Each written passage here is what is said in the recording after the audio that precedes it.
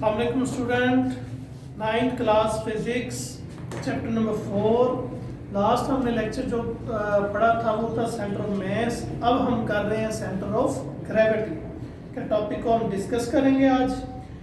तो जैसा कि ये सेंटर ऑफ ग्रेविटी ये एक ऐसा पॉइंट है जिस पर पूरी बॉडी का जो वेट है ना एक्ट कर रहा होता है। जैसा कि इंसान हम अल्लाह ने हमें बनाया है, हमारा सारा वेट, हमारा ये जो बेली बटन है यहाँ पर जो है वेट एक्ट करता है, और यहाँ पर अगर बॉडी को उठाया जाए तो वो इजीली उठाया जा सकता है। तो सबसे पहले हम इसकी डेफिनेशन के ऊपर चलते हैं। Centre of gravity, a point where the whole weight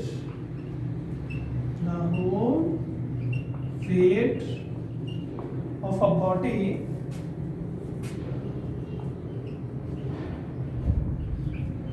appears to act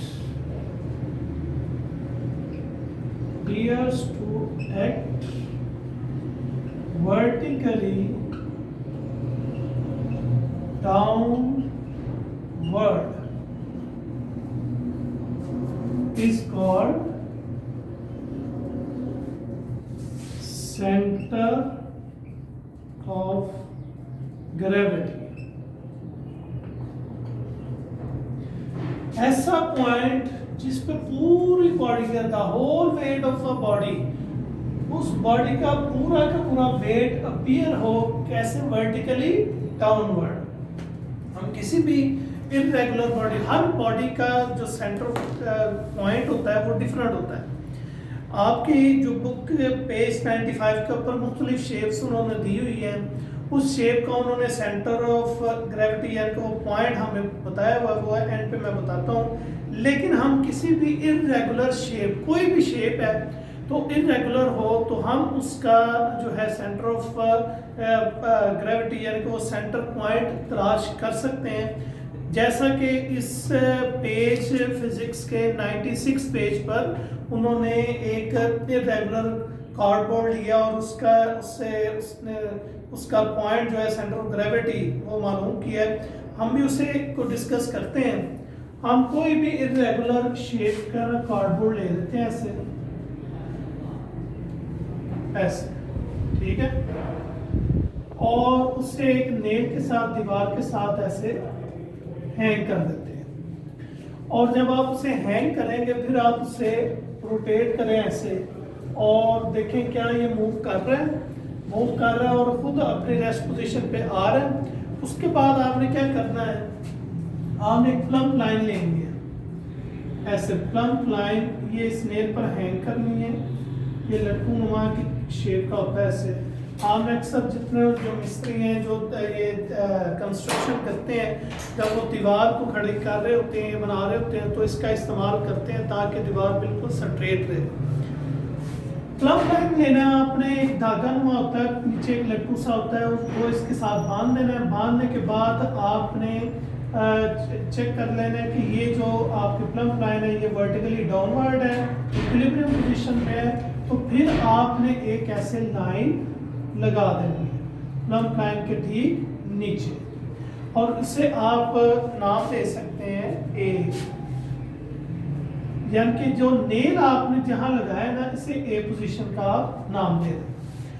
उसके बाद आप क्या करेंगे कि ये इररेगुलर जो शेप बॉडी है इसे आप उतारें, और फिर किसी और पोजीशन पर, मतलब से बी पोजीशन है, बी पोजीशन पर इस नेल पर आप इसे अटैच कर दें। उसी तरह रिपीट करें, प्लम्प लाइन को उसके साथ अटैच करें नेल के साथ, और वो वर्टिकली डाउनवर्ड जब हो गए ये प्लम्प लाइन, तो आप एक और डॉटेड लाइन ऐसे उसके पीछे लगा देंगे।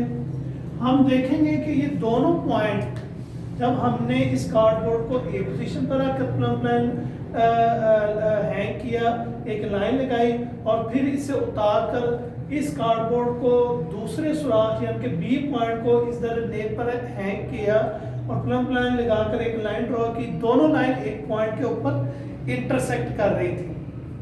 ये वो पॉइंट था जिस पर पूरी बॉडी का वेट जो है वो एक्ट कर रहा है वर्टिकली डाउनवर्ड। इस तरह हम जो है, अगर हम एक और पॉइंट लेना चाहते हैं वो भी ले सकते हैं। फॉर एग्जांपल आप इसे उतारें, एक और सुराख करें इस कार्डबोर्ड में, इसे सी का नाम दे दें, इस सी को भी इस नेल के अंदर आप अटैच करें, प्लम्प लाइन लगाएं और एक लाइन लगाएंगे तो हम देखेंगे कि वो लाइन ऐसे इंटरसेक्ट करेगी जहाँ पर पहले ये दो लाइन इंटरसेक्ट कर रही है, तो ये हमें बताएगा कि ये इसका सेंटर ऑफ ग्रेविटी है। तो किसी भी पॉइंट के ऊपर किसी भी इरेगुलर बॉडी शेप का हम सेंटर ऑफ ग्रेविटी मालूम कर सकते हैं।